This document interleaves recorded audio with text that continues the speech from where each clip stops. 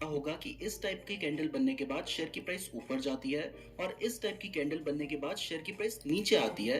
तो सोचिए इस नॉलेज का यूज करके आप कितना पैसा कमा सकते हैं। इसलिए इस एक वीडियो में मैं आपको 6 कैंडलस्टिक पैटर्न्स बताने जा रहा हूं जिनका यूज करके आप पता लगा सकते हैं कि शेयर की प्राइस ऊपर जाएगी या नीचे। और ये सब कुछ मैं आपको बिल्कुल फ्री में सिखा रहा हूं, जबकि इस टाइप का कंटेंट बहुत सारे लोग पेड कोर्स बनाकर बेचते हैं।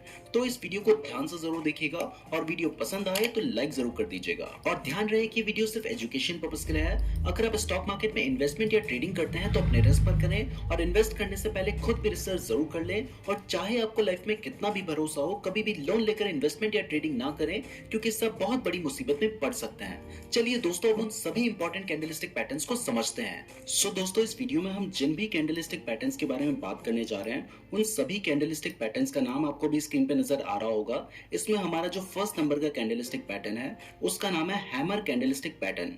तो दोस्तों, हैमर यानी हथौड़ा। तो आपको नाम से ही पता चल रहा है कि इस पैटर्न में जो कैंडल बनती है वो हथौड़े जैसी दिखाई देती है। और अभी आपको स्क्रीन पे जो कैंडल नजर आ रही है वो भी आपको थोड़ी बहुत हथौड़े जैसी लग रही होगी। इसकी जो नीचे लंबी सी डंडी है इसको लोअर विक कहा जाता है और ऊपर छोटी सी जो डंडी निकली है इसको अपर विक कहा जाता है। अब मैं आपको 4 ऐसी कंडीशंस बताऊंगा जिन कंडीशन से आप आइडेंटिफाई कर सकते हैं कि एक कैंडल हैमर कैंडल है या फिर नहीं। सो दोस्तों, हैमर कैंडल को आइडेंटिफाई करने के लिए ये 4 कंडीशंस होना बहुत ज्यादा जरूरी है। पहला, शेयर डाउन ट्रेंड में होना चाहिए, यानी कि शेयर की प्राइस गिर रही होनी चाहिए। अगर शेयर की प्राइस बढ़ रही है तब हम इसे हैमर सिग्नल कंसीडर नहीं करेंगे। दूसरा, एक कैंडल को हैमर कैंडल बनने के लिए उसकी जो अपर विक है वो या तो नहीं होनी चाहिए या बहुत छोटी होनी चाहिए, और जो लोअर विक है वो बहुत लंबी होनी चाहिए। उसकी बॉडी का जो साइज है उसके डबल से भी लंबी होनी चाहिए। तो अभी आपको स्क्रीन पे जो कैंडल नजर आ रही है इसकी जो अपर विक है वो बहुत छोटी है और जो लोअर विक है वो बहुत लंबी है, इसलिए ये एक हैमर कैंडल है। तीसरा, हैमर कैंडल ग्रीन भी हो सकती है और रेड भी हो सकती है, लेकिन अगर कैंडल ग्रीन है तो वो ज्यादा पॉजिटिव मानी जाती है, बट अगर रेड कैंडल भी है तो उसे भी हम हैमर ही कंसीडर करेंगे। और फोर्थ कंडीशन है कि हैमर कैंडल बनने के बाद जो उसकी नेक्स्ट कैंडल बनती है वो हैमर कैंडल से ऊपर बननी चाहिए, तभी हम उसे हैमर सिग्नल कंसीडर करेंगे। अगर वो उसके नीचे बनती है तो फिर हम उसे हैमर सिग्नल कंसीडर नहीं करेंगे। तो जैसे ये एक हैमर कैंडल है और इसके बाद जो नेक्स्ट कैंडल बनी है वो हैमर कैंडल के हाई में बनी है, तो ये एक वैलिड सिग्नल है। अगर ये हैमर कैंडल के नीचे बनी होती तो आप इसे वैलिड सिग्नल कंसीडर नहीं कर सकते थे। तो दोस्तों, अगर ये चारों कंडीशंस फुलफिल होती हैं तो इसका मतलब है कि यहाँ से मार्केट ट्रेंड चेंज कर सकता है। अभी तक शेयर की प्राइस नीचे गिर रही थी, यहाँ से ऊपर उठ सकती है, तो ये एक बुलिश सिग्नल है और आप यहाँ पर बाय कर सकते हैं। तो इसमें आपको जो एंट्री लेनी होगी वो आपको हैमर कैंडल के ऊपर लेनी होगी, यानी कि जो नेक्स्ट कैंडल बनी है उसमें जब वो हैमर कैंडल से ऊपर आएगी तब लेनी होगी। और आपका जो स्टॉप लॉस होगा वो हैमर कैंडल का जो लोएस्ट पॉइंट है वहां पर आपका स्टॉप लॉस होगा। हमने हैमर पैटर्न के ऊपर एक सेपरेट वीडियो बना रखी है, उस वीडियो का लिंक डिस्क्रिप्शन और आई बटन में दिया गया है, तो आप उस वीडियो को भी देख सकते हैं। क्या आपको स्टॉक मार्केट में रातों रात अमीर बनना है तो ये वीडियो मत देखो।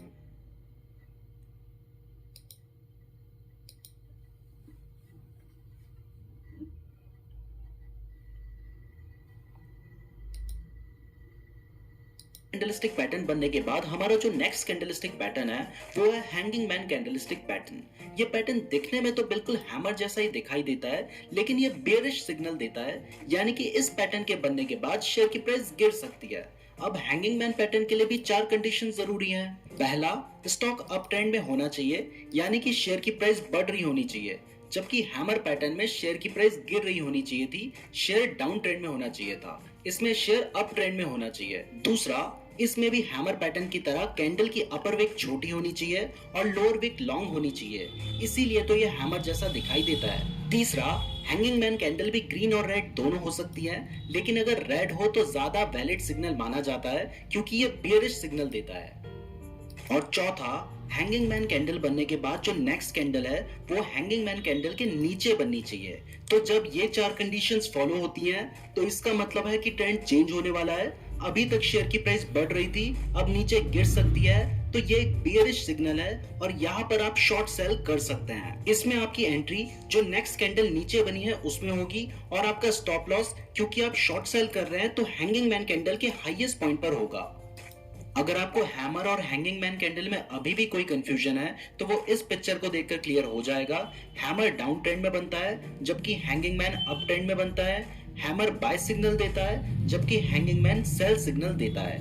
ना दोस्तों, हमारा जो थर्ड कैंडलस्टिक पैटर्न है वो है इन्वर्टेड हैमर। इन्वर्टेड का मतलब होता है उल्टा, यानी कि ये एक उल्टा हैमर है, लेकिन इसका सिर्फ नाम उल्टा है, इसका काम बिल्कुल हैमर पैटर्न जैसा ही है। बस फर्क सिर्फ इतना है कि हैमर पैटर्न में जो लोअर विक होती है वो लंबी होती है और जो अपर विक होती है वो या तो छोटी होती है या नहीं होती है, जबकि इन्वर्टेड हैमर पैटर्न में जो अपर विक होती है वो लंबी होती है, जबकि जो लोअर विक होती है या तो वो छोटी होती है या नहीं होती है। तभी वो इन्वर्टेड हैमर जैसा दिखाई देता है। एक कैंडल को इन्वर्टेड हैमर बनने के लिए ये 4 कंडीशंस फुलफिल होनी चाहिए। पहला, शेयर डाउन ट्रेंड में होना चाहिए, यानी कि शेयर की प्राइस गिर रही होनी चाहिए। ये सेम कंडीशन हैमर पैटर्न के लिए भी थी। दूसरा, मैंने आपको अभी बताया कि इसमें जो अपर विक है वो लॉन्ग होनी चाहिए, जबकि जो लोअर विक है वो या तो छोटी होनी चाहिए या फिर नहीं होनी चाहिए। ये जो सेकंड कंडीशन है, सिर्फ यही एक डिफरेंस है हैमर और इन्वर्टेड हैमर पैटर्न के बीच में। थर्ड कंडीशन भी हैमर पैटर्न की तरह सेम है, चाहे ये ग्रीन हो चाहे ये रेड हो, इससे कोई फर्क नहीं पड़ता, लेकिन अगर ग्रीन होगी तो ज्यादा वैलिड सिग्नल होगा। और फोर्थ कंडीशन है कि इन्वर्टेड हैमर कैंडल बनने के बाद जो नेक्स्ट कैंडल बनती है वो इन्वर्टेड हैमर कैंडल से हाई बननी चाहिए। तो जब ये 4 कंडीशंस फुलफिल होती हैं तो वो कैंडल एक इन्वर्टेड हैमर कैंडल होती है और ये एक बुलिश सिग्नल देती है, यानी कि यहाँ से प्राइस बढ़ सकती है, यहाँ से ट्रेंड चेंज हो सकता है। अभी तक शेयर की प्राइस नीचे गिर रही थी, यहाँ से ऊपर जा सकती है।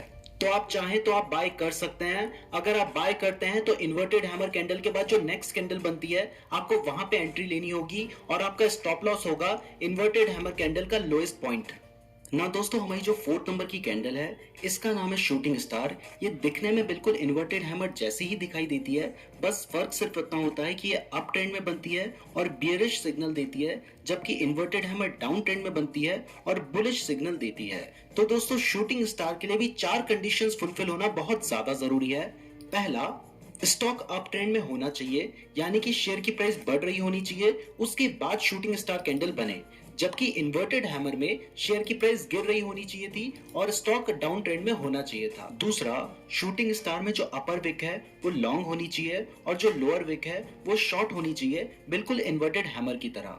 तीसरा, शूटिंग स्टार कैंडल ग्रीन भी हो सकती है, रेड भी हो सकती है, लेकिन अगर रेड हो तो ज्यादा वैलिड सिग्नल माना जाता है क्योंकि ये एक बियरिश सिग्नल दे रहा है। और चौथा, शूटिंग स्टार कैंडल बनने के बाद जो नेक्स्ट कैंडल बनती है वो शूटिंग स्टार कैंडल से नीचे बननी चाहिए, तभी हम कंफर्म हो सकते हैं कि इसके बाद शेयर की प्राइस नीचे गिर सकती है। तो दोस्तों, अगर ये चारों कंडीशन फुलफिल होती हैं तो आप शेयर को बेच सकते हैं या फिर शॉर्ट सेल कर सकते हैं, क्योंकि ये एक बियरिश सिग्नल देता है और इससे पता चलता है कि इसके बाद शेयर की प्राइस नीचे गिर सकती है। अगर आप शॉर्ट सेल करते हैं तो शूटिंग स्टार कैंडल के बाद जो नेक्स्ट कैंडल बनेगी आपने वहां पे एंट्री लेनी होगी और आपका स्टॉप लॉस होगा शूटिंग स्टार कैंडल का जो हाईएस्ट पॉइंट है वहां पर। ना दोस्तों, हमारा जो 5th कैंडलस्टिक पैटर्न है वो है बुलिश एनगल्फिंग। इसके नाम से ही पता चल रहा है कि ये बुलिश सिग्नल देती है। तो जब भी कभी मार्केट डाउन ट्रेंड में होता है और डाउन ट्रेंड में एक ऐसी रेड कैंडल बनती है और उस रेड कैंडल के बाद एक ऐसी ग्रीन कैंडल बनती है जो कि फर्स्ट रेड कैंडल को पूरा एनगल्फ कर लेती है, यानी कि कवर कर लेती है, तो ये होता है बुलिश एनगल्फिंग। इसमें हमारी जो सेकंड ग्रीन कैंडल है वो फर्स्ट कैंडल के नीचे ओपन होती है और फर्स्ट कैंडल के ऊपर क्लोज होती है, तभी ये फर्स्ट कैंडल को पूरा कवर करेगी।